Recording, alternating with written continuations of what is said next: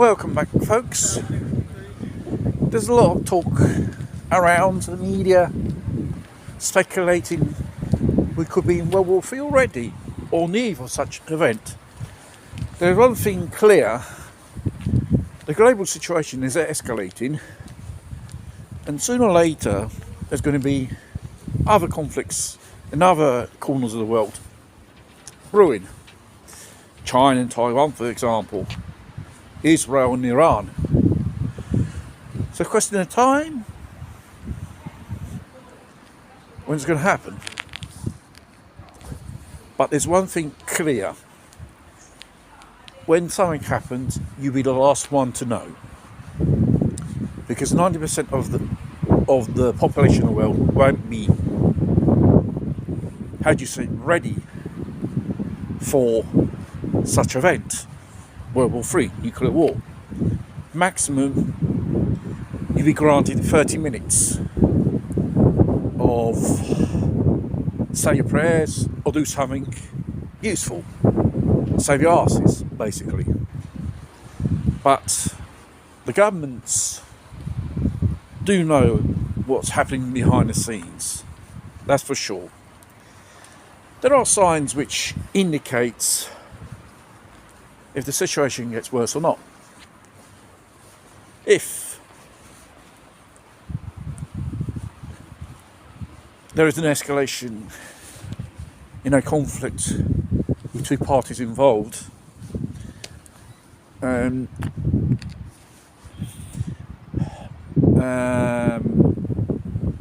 Parliament in any country start passing emergency laws for civil defence, martial law, curfew.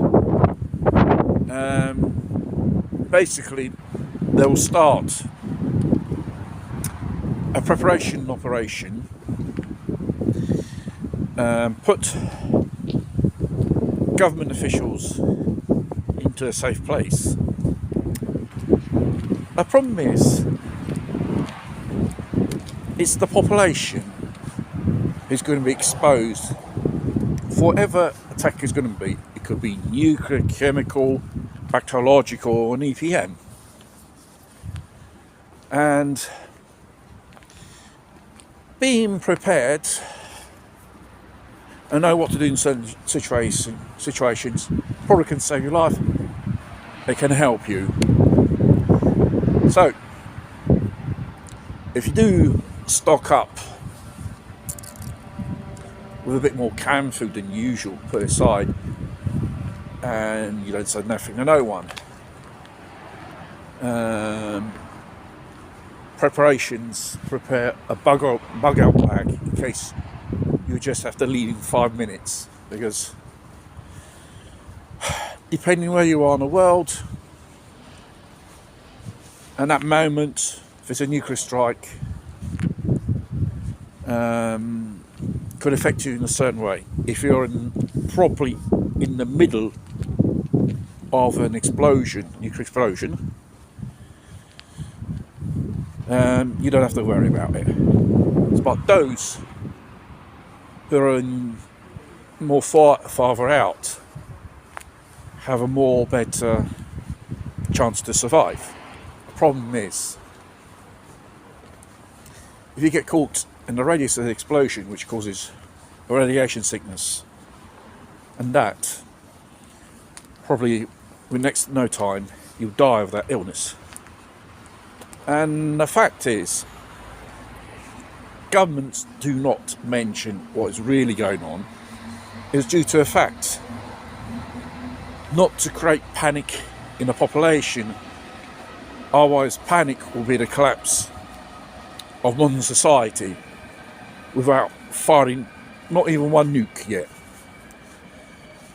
This is basically how governments behave in certain situations.